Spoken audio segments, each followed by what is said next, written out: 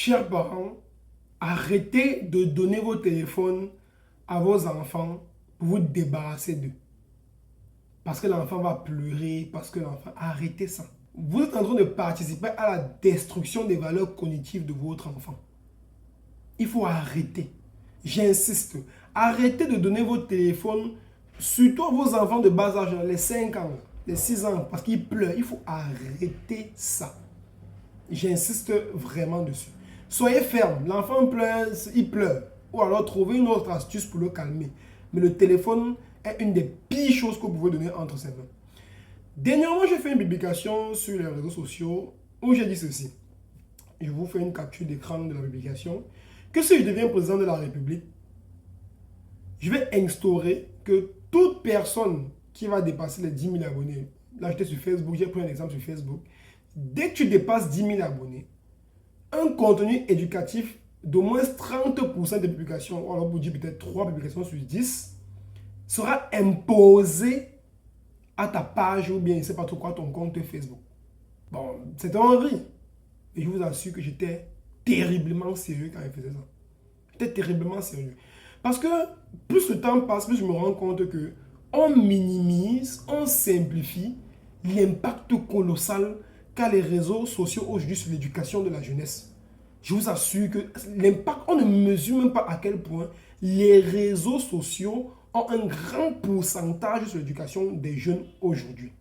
Cette vidéo s'adresse surtout aux pseudo-influenceurs parce qu'ils sont des pseudo-influenceurs et toutes ces personnes-là qui sont dans le showbiz entre guillemets et qui sont plus ou moins suivis sur les réseaux sociaux, alors eux, ils s'étaient influencent sur les réseaux sociaux. Parce que j'ai remarqué une forme de cruelle hypocrisie totale de la part de ces gens-là. Dans tous les cas, je m'explique. En fait, lorsque vous allez voir un artiste ou alors un créateur de contenu, bref, ce que vous voulez, un acteur du showbiz, comme j'ai dit, faire une sortie sur les réseaux sociaux qui est vraiment louable ou qui est applaudi, et voilà, le peuple valide, entre guillemets, pour dire vraiment, franchement, ce que tu as fait là, c'est bien. Ce que tu as dit là, c'est bien. Ta prise de position, ton action, c'est une très bonne chose pour l'avancée de notre communauté. En ce moment, la personne est très contente de voir à quel point elle est un exemple pour la jeunesse. Ça ne la gêne pas qu'on lui dise que tu es un exemple pour la jeunesse. Mais lorsque cette personne dérape un jour à travers toujours un type de contenu, ça peut être une vidéo ou une prise de position quelconque, et que la personne dérape, et que le même peuple vient lui dire, tu racontes des conneries, tu fais des conneries, n'oublie pas que tu as des followers et tu dois être un exemple. Ils font souvent ce genre de publication pour dire, je ne suis pas là pour éduquer vos enfants à la maison. C'est de l'hypocrisie et de la bêtise même au fond. Ça n'a pas de sens. Vous ne pouvez pas être fier d'être pris pour des exemples lorsque vous faites des actes louables et après, vous fuyez toute responsabilité lorsque vous faites des choses qui n'ont pas de sens. Pourtant, vous êtes très conscient que vous avez des followers qui vous prennent pour exemple et qu'ils veulent faire des choses comme vous. Vous êtes très conscient de ça. Raison pour laquelle dans mon programme, je dis 30% d'éducation obligatoire dans vos contenus. Parce que ça va imposer un certain respect aussi de votre personne. Et une certaine ligne éditoriale que vous pouvez montrer à votre communauté. Bien évidemment, ça ne concerne pas ceux qui créent déjà du contenu éducatif parce que voilà, eux, c'est leur domaine. Mais toi, si tu es artiste musicien, par exemple, si tu fais dans le divertissement de manière générale, dès que tu as 10 000 abonnés, parce que moi, dans mon année, je suppose que lorsqu'on a déjà 10 000 abonnés, entre guillemets, on a quand même une petite communauté qui nous suit et qui relaie nos publications, alors qui partage, qui commente, etc.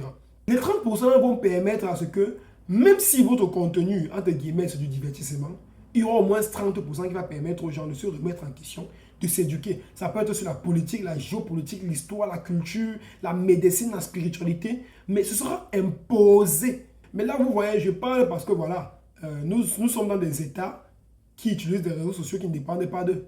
Vous voyez un peu. Mais ce que je dis sera encore plus facile si on a une nation qui a son propre réseau social où elle peut avoir le plus d'impact sur l'algorithme qui régit le réseau social là. Raison pour laquelle, voilà, ça va bien évidemment vers l'encouragement et le financement de tout chercheur, de tout entrepreneur, de toute entreprise locale qui est capable de générer, par exemple, ce type de plateforme. Je prends l'exemple de Dicalo, par exemple, qui est un réseau social camerounais.